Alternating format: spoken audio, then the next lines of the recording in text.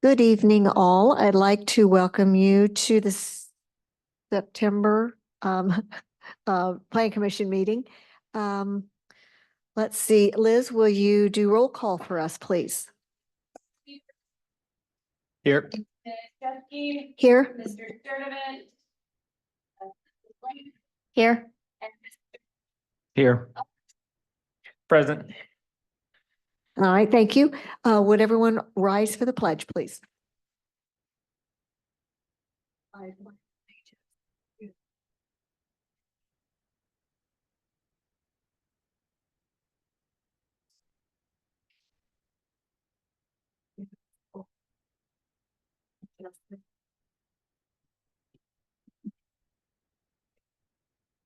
All right, thank you. As I'm sure everyone, hopefully by now is aware, we lost Dan Justus on September the 10th, unexpectedly and quite shockingly. So he's going to be extremely missed here in our community, and I would like to take a moment of silence to remember him, please.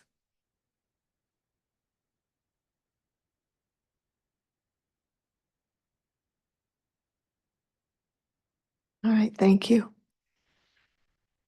All right, we have I'd like to have someone move to approve the meeting agenda for tonight.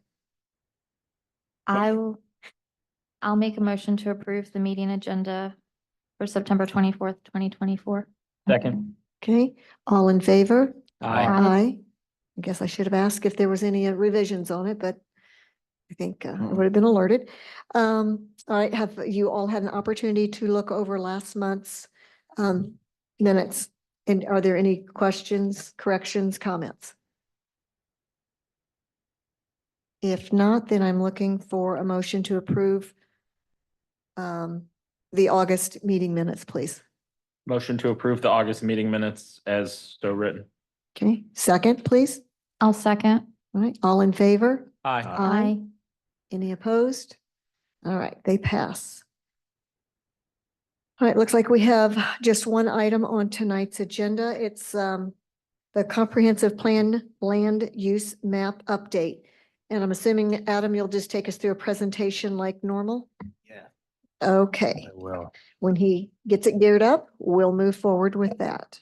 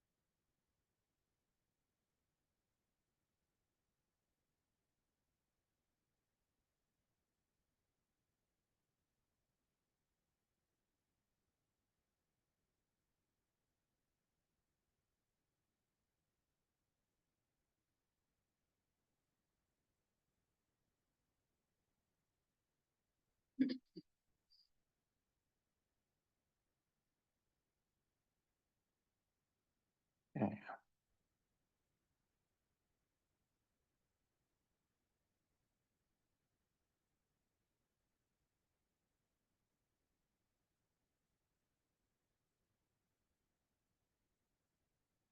All right, for the only case on our agenda, this is the comprehensive plan land use map update.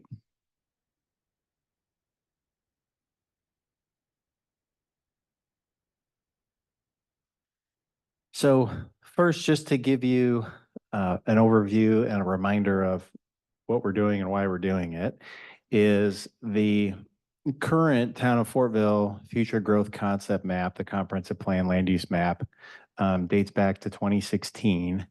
And some of the problems that we have with this current map in practice today is that, as you can see, the land uses are very basic and there's really not enough clarity on the vision for the land uses. It's also in terms of development age, it's fairly old, about 8 years old. It's outdated. The coverage area is ambiguous. So for example, you know, parts of the area, parts of Fortville are actually over here today. And it doesn't clearly go out to 400 West. So that coverage area is ambiguous, and the plan anticipated very little residential growth. It's predominantly agricultural. And it doesn't set a vision for future town boundaries or the build out area. And so it doesn't answer the question of how big the town will actually be geographically in the future. So based on those problems that we're trying to solve is, this of course is the proposed map. This was all completed in-house without expensive out-of-town consultants. It incorporated public charrette comments from last year. And it has a 10-year horizon. So this would take us out to 2034. And it addresses the shortcomings of the existing plan. It basically creates a clear vision of uses and future boundaries. And the area covered by the plan reflects future town limits at build out. So if we look at it more carefully, this would be partially into Madison County to the north. 1100 north is the north boundary for the most part. The east boundary is State Route 9. The south boundary is 600 north, and the west boundary is 400 west. And so it also includes a downtown inset for ease of use. So in terms of the land use categories, these are some visual examples and descriptions that would actually accompany these maps. So that residents, future residents, developers, business owners can get a clear understanding of what we mean by each of the categories. Also, it's really important to note that this does not change zoning. So the zoning that folks have would remain in place. And this would really come into play when somebody's proposing a rezone to see how does it match up with this comprehensive plan land use map. Secondly, this was advertised for a public hearing. So we did put it in the Greenfield Reporter, and I had asked Andy Williams to put on Facebook, so presumably he did that. So with that, I'll go through each of these different land use categories, and I'll go through the descriptions. So first, land use category of agricultural. This is generally flat, large areas of farmland. They can include homestead homes. They may contain floodplain and or floodways. And if you can see from the map, it's generally located east of County Road 50 West and south of County Road 700 North. And so the idea here is to keep these areas as scenic, productive farmland for as long as possible, prohibit suburban sprawl in these areas, and well and septic would be okay.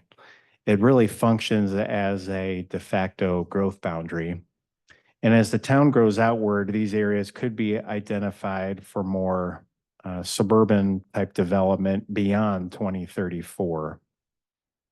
So again, the boundary that you saw would be Fortville at full build out. And then the areas that are not agriculture are basically where we would envision growth in the next 10 years. Because it'll probably take much longer than that for that whole area bounded by the plan to fully urbanize. So the next land use category is residential, estate, or rural.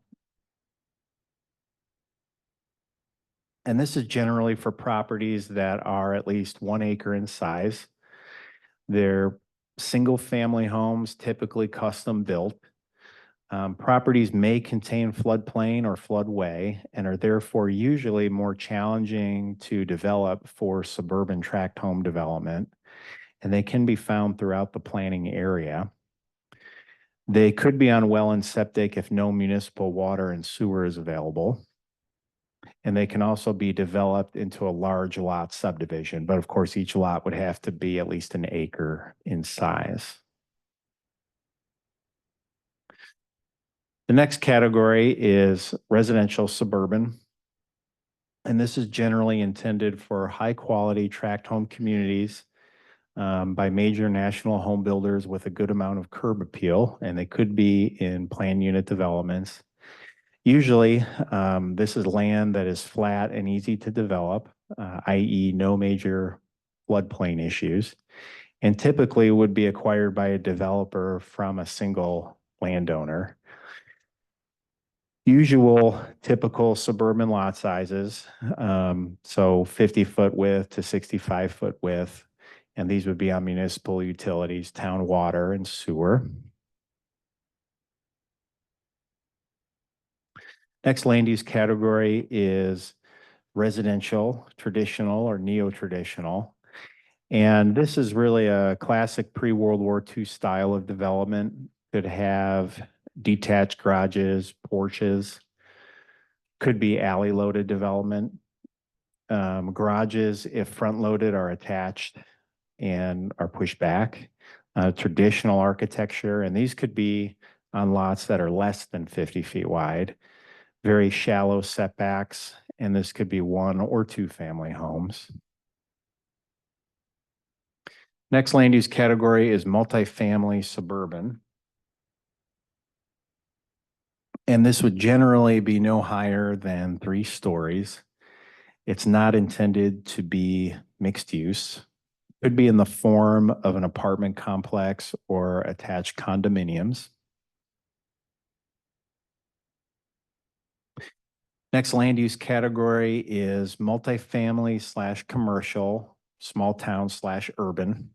So this is our mixed use district, and this would be similar to existing pre-World War II commercial development found in a small town. Think Main Street. It could be all commercial, it could be all multifamily, or it could be a mix. It could feature commercial on the first floor, residential units above. Generally no higher than 3 stories, and shallow or no front setbacks up to the right-of-way line, very walkable areas. The next category is commercial suburban. It's generally intended for quality suburban chain development, retail, or services. And it could include good quality small commercial strip plazas. It's more auto-oriented development, although there would be a walkable component. And there could also include some other smaller commercial uses, which might not fit perfectly in the other categories, things like self-storage, small warehouses. That's why, for instance, you may see a few small pockets in the downtown area with that suburban commercial designation.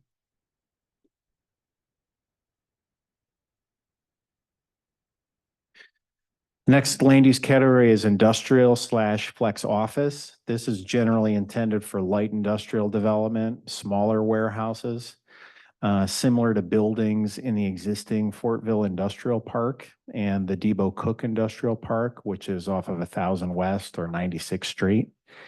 And it can also include office developments. Not anticipated to have large-scale industrial warehouses like the Mount Comfort corridor.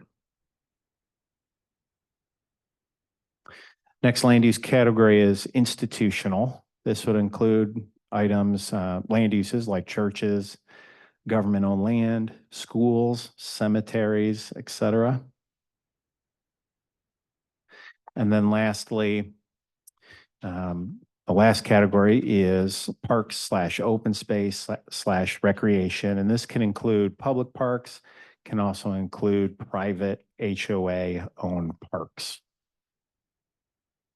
So with that, if you have any questions or comments, happy to address those.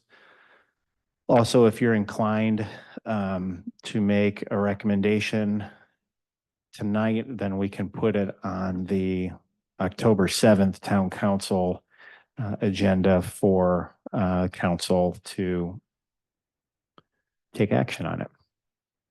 Thank you. All right, thank you, Adam. So this will be a little bit different than the way we usually run it, since there's no, petitioners or anything. Does any of the board have any questions for Adam on this? I have a question. How does this, and I apologize if you already said this, Adam, how does I know this isn't the zoning, but how does this overlay with the current zoning that we have? So the easiest way to answer the question would be that we would still have the various zoning districts in place as of today. We could always look to modify those at some point, but for now, it's still the same selection of different zoning districts. So let's say, for example, somebody comes in and would like to rezone a particular area. Then we would check to see first, does it fit? Does their land use plan conform to what we're looking at in our land use plan? And then we would fit we would assign the most comparable zoning district when they go to rezone at that time. Okay, anyone else have a question? All right, I'm going to go ahead and jump in here. So what is the difference? Okay, let me start back with tag onto his question. So zoning still has its own map. Am I to understand that this future growth map is just saying it's not zone that right now, but if I'm looking at a piece of property that I want to do something with and it's in line with future growth, then it would be easy enough to get it rezoned? That's correct. Yeah, and I should broaden the comment to say that there are technically two scenarios by which this could be implemented. The most common one is the way that I described. You have a developer comes in, there's a piece of farmland they're looking at, they want to get a rezone, they want to do a PUD, they want to do something else. Then we would look at this and say, this is what we're showing for our land use. And then they would go with the zoning district that would fit that. The second scenario is rarely used, although it could be utilized by the town if the council and the plan commission wanted to take it up. Is in Indiana, the plan commission council, they are allowed to initiate rezones. It doesn't have to come solely from the petitioner. Usually the reason that that we don't always embark on that is because first, we've got enough work as it is dealing with proposals, but also, and more importantly, as you know, our state, and thankfully so, is very much business friendly and property rights friendly. And so if the government takes the stance of rezoning a property, that could have an impact on that property owner's ability to use it and to do different uses on it, to do different development standards. So again, it can be done, and I think we've in the 7 years that I've been here, I think maybe we introduced a couple ordinances over the years for different purposes on limited properties to try to get them in compliance with this map, but we've never done a full-scale rezone or even anything greater than a handful of properties. Okay, yeah, because there's always those mismatched ones that have just evolved over time. All right, so my next question is in relationship to the current 2016 it's not the zoning map. It's, I don't like, I'm not really sure what you're calling this. Right. And I agree, it is weak at best. I run into this all the time in other communities as I'm doing projects. How does the old zoning of commercial differ to the new, and there's a reason I'm going here, because it's personally selfish, getting zoned to commercial and now new multifamily? Well, so if you remember on our zoning map, we do have a handful of properties within town limits. I want to say maybe between 10 and 20 parcels or so that have a grandfathered zoning district that was carried over from Hancock County. And the reason that was done is because over the last 30 years or so, those property owners of those particular properties had sought a rezone through Hancock County and ultimately Fortville Town Council to get that zoned a certain way. And so the county, and I'm not sure what their current policy is, but at least at the time we took over planning and zoning in 2020, they still recognized those pieces as grandfathered zoning, basically recognizing those entitlements that they have in place. Certainly that's an option that the town could take at some point, is to just go ahead and that could be a town initiated rezone to get those properties into a current zoning district. But the way that it is written in our zoning ordinance is really the only things from those grandfathered zoning districts that are still in use today would be the core use table that's associated, that says all the different types of uses under the sun that you can do, and the dimensional standards like setbacks. Anything else that has to do with, say, landscape improvements, design standards, none of that is grandfathered in, and all of that can be regulated via the current standards. Okay, so I do understand how growth happens around things, and we have these, and I'm looking at a lot of the pink areas they've just been there forever. The community has grown up around it. They've been designated as these little commercial piece of properties here and there. I guess what I'm struggling with is making the zoning or making this current map worse. So for example, I will use my house and my property that's right there on Madison Street. And we have the grocery store, which is in pink. Right now it's zoned commercial. It's been there forever and ever.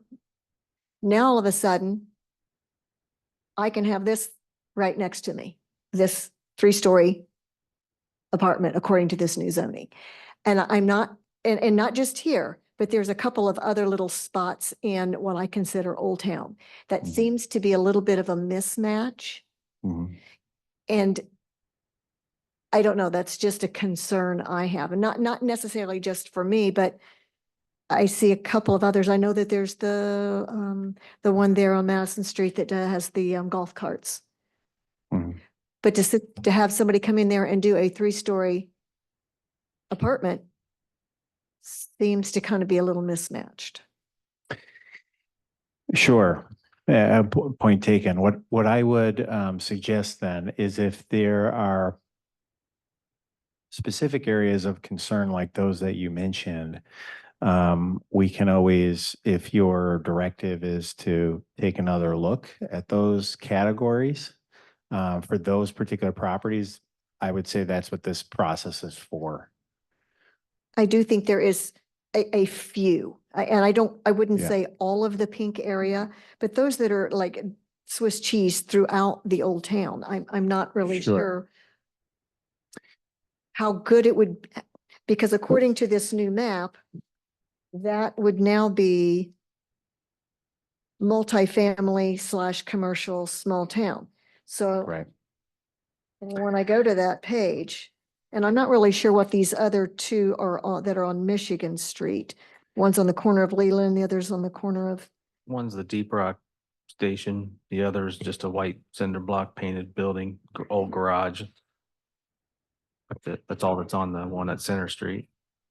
Yeah, and I can answer some questions on those particular properties to at least give you what the thought process was.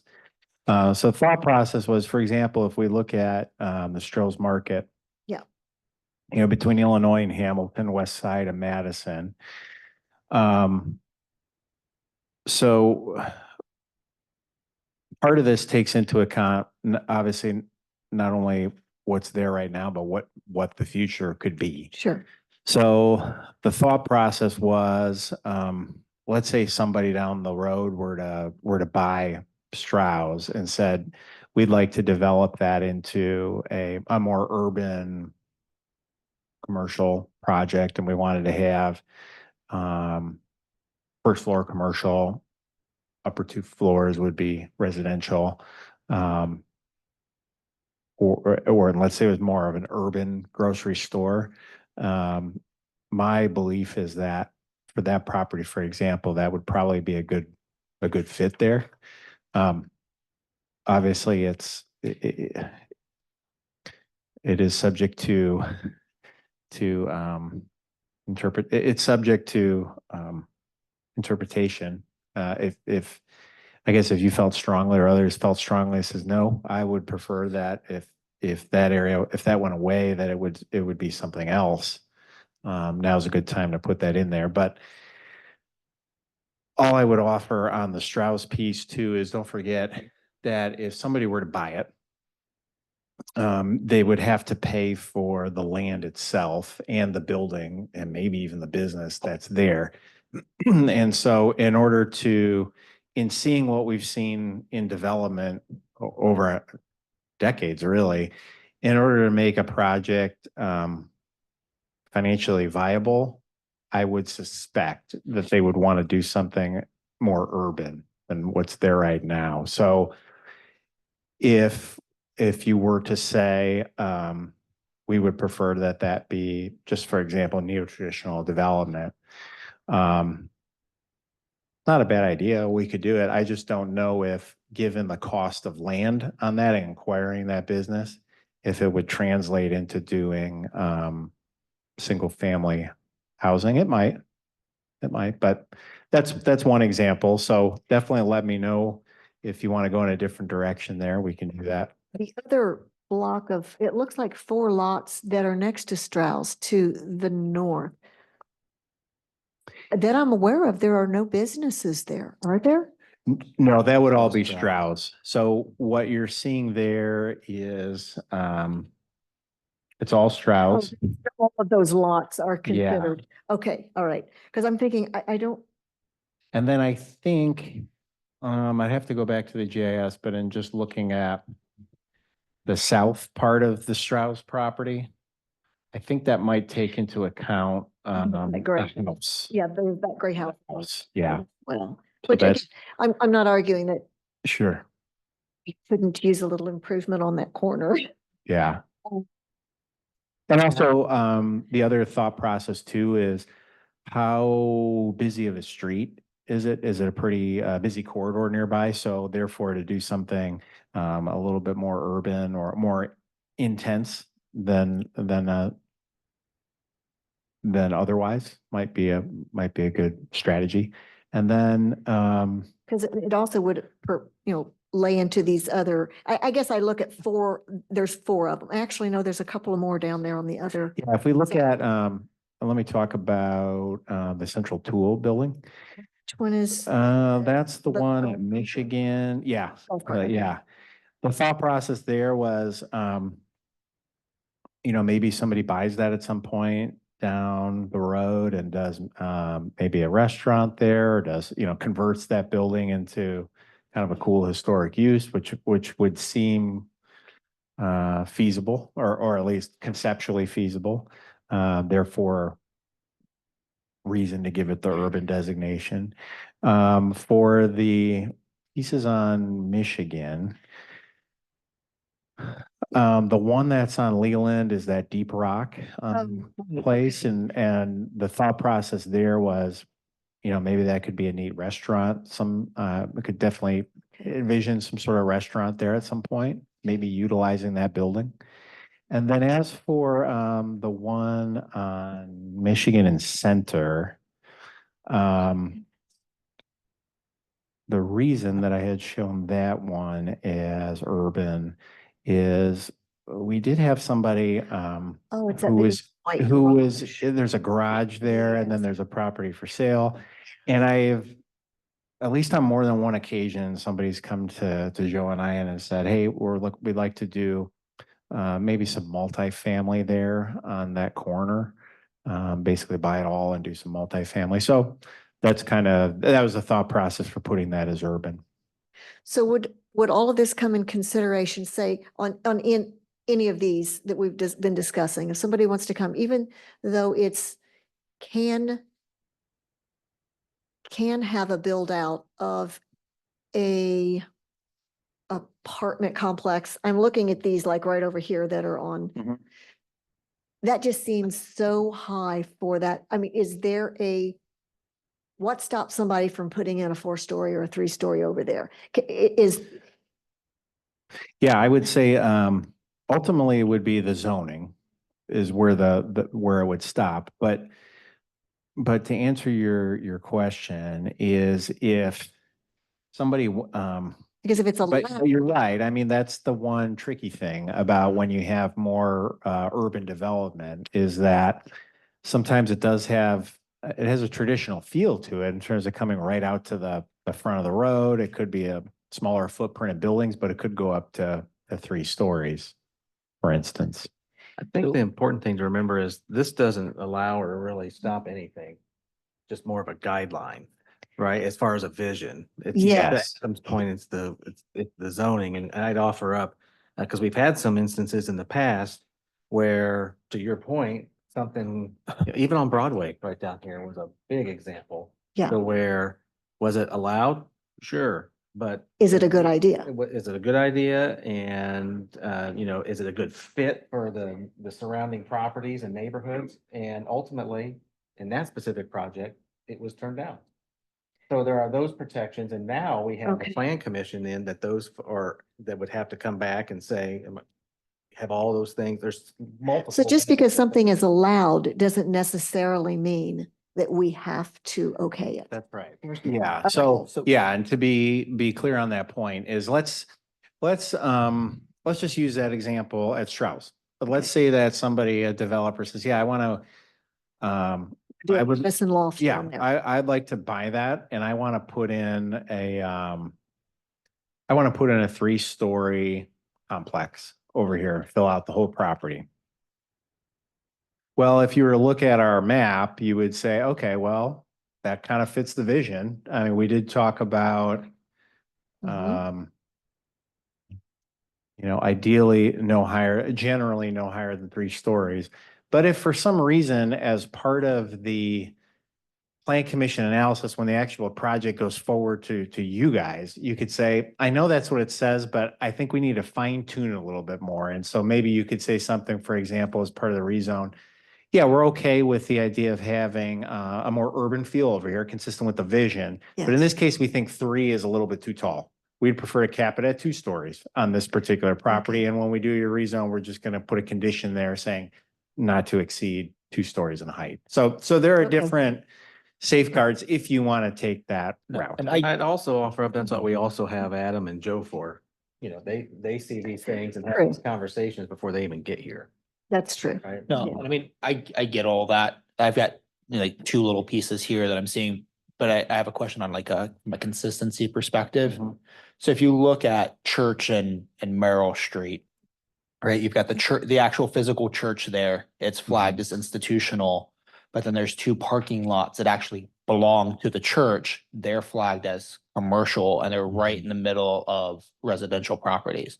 I get if they're flagged for institutional because they go with the church, but the commercial piece is a little, doesn't seem to, I'm struggling to understand that, I guess. Yeah, let me, it's a good question. Let me at least explain the thought process, and you're certainly free to disagree with my thought process, but for those areas, the old church, that 10 West Arts Center that's there is, I'm showing that as institutional because I think it would be ideal if someday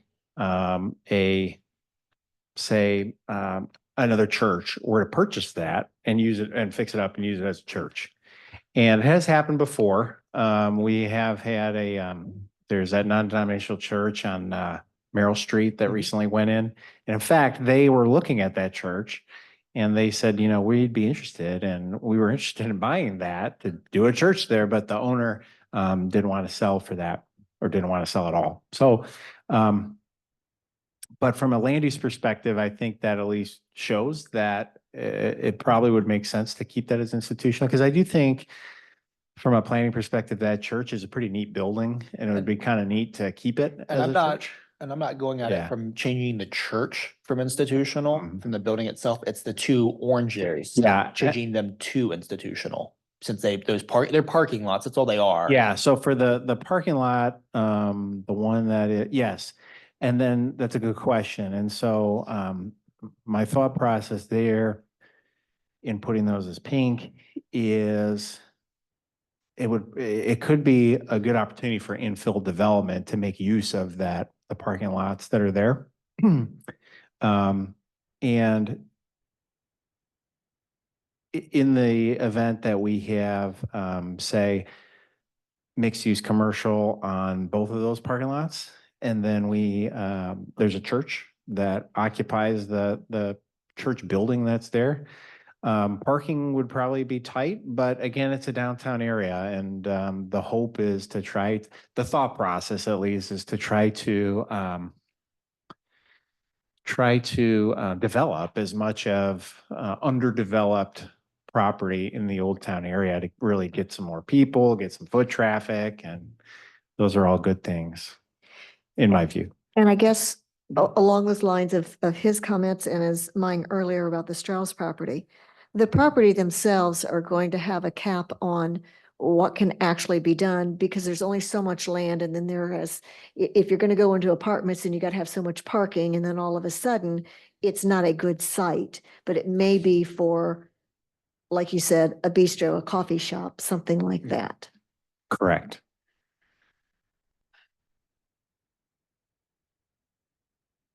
Okay.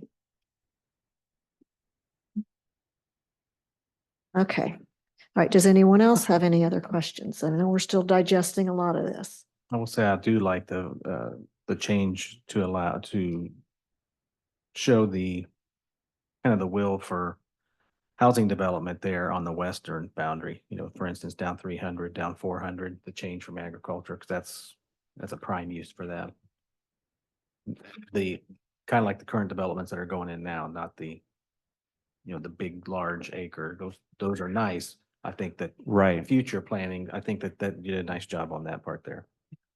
Well, thanks. Yeah, and again, the thought process there was, as you know, in fact, I even noticed it again today driving by on 96th Street near 400 West. There's some big suburban subdivisions going up in Mhm. McCordsville. So clearly that wave of suburbia is encroaching even more along the 96th Street corridor on the south side there. So again, I think my advice would be the more that we can keep the suburban tract home development really north of 700 North and west of 50 West, that's probably a good dividing line for it to be. Because then you would still be about a mile away. It's only a mile south of the school complex. So really the school complex really functions as a kind of an anchor institution, as it should be in that area. And then most importantly, really trying to keep these other parts of the county as agricultural for as long as possible. Now, this is all, again, future growth out to the west over there. We haven't annexed any of that land out to 400 or anything, right? Not yet. So there's nothing really to stop McCordsville from crossing 400 at this point either, theoretically. I would say legally, no, but theoretically, yes. So what I mean by that is, we have a memorandum of understanding with the town of McCordsville that they agree not to go east of 400 west. We do have that in writing that was signed by their council. Though it's just a memorandum of understanding. If they wanted to, they could try to push to annex east and go through the legal channels to do that. But we haven't had any indication from talking to anybody in McCordsville that they're interested in doing that. And I wouldn't pursue that. I mean, things can always change, but we have provided this map to McCordsville folks, Hancock County folks, Madison County folks, Ingalls, Fishers, just so everybody's in the know as to what our vision is for build out. And I did receive a phone call from the Madison County planner, and I think he was just more perplexed about why we would go into Madison County. But after I explained it to him, he didn't seem to have any objections, although that would require approval from the Madison County Commissioners to do that anyway. Mm. In the past, the commissioners at that point were amenable to us annexing, crossing the county line into Madison County. But the reason that I decided to show this little panhandle over here is those areas are so close to our downtown area, as you all know. It is not contiguous to anything Ingalls, and nor would I anticipate there being anything contiguous to Ingalls there because of their geography. So therefore, it's kind of like a no man's land over there. And so it would be in the town's best interest and really the surrounding property owners to make sure that whatever development goes over there is of good quality and is well planned. And frankly, I think we can do a good job at that. So, but most importantly, it kind of culturally feels like Fortville. It's not necessarily a land grab. I mean, it's a Fortville zip code. It is, again, in fact, there's the same owner on the north side of Madison County and on the south side for a portion of that. So it would even make it easier for them to develop. Now, there could be some complexities in terms of sewer district, things of that nature, but those are all things that can be determined if the opportunity presents itself. But at least we've shown that our intent that we'd like to consider going up there. Okay. All right, thanks, Adam. And I hope I didn't sound like I was. No, they're good. They're good But questions. you've done a very good job of laying this out because I deal with these type of maps every day. And ours has been so weak for so long, trying to figure out what, even the zoning and all that. So this is a good step in the right direction. Thank you. And yeah, Yeah. I think even just having pictures and a description of what do you mean by these different land use categories? Yes. It's nice to put pen to paper on this, so that like I said, the residents, future residents, developers have an idea as to what the vision is. Because like I always say, you don't own your view. You should do your research before you buy a piece of property. Just to know what might be going in across the street or behind you. So, okay. Gonna allow one last call for any additional comments or questions.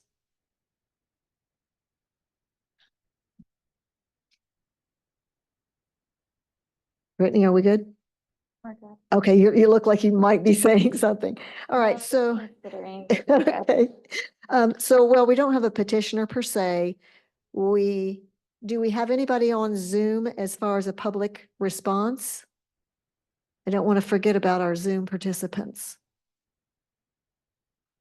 Okay, it doesn't look like we do. So I'm going to go down to the government officials who happens to one be in the room. Do you have any comments or questions?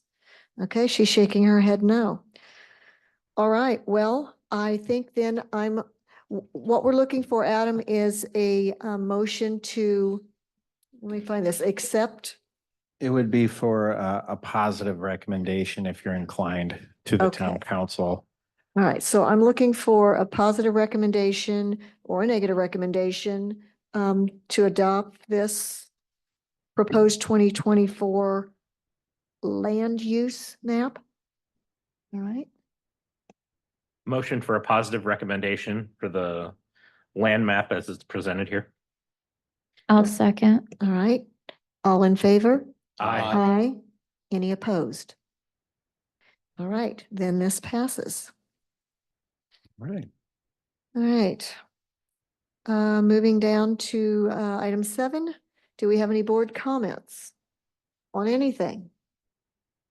Adam, this looks excellent. Thank you so much for, Oh, thank you. Thanks for your patience. I know it's taken a while, but trying to chip away at it every day, trying to do a little bit more here and there. Finally, we hit the finish line. Great. All right, anyone else? Okay, it's that time. I'm looking for a motion to adjourn. Motion to adjourn. 7:17. Okay, second. Second. All right, all in favor? Aye. aye. All right. See you all next month, unless you're part of the BZA, and I'll see you Thursday. Thank you. Thanks, everybody. Thanks, Alex. Have a good night.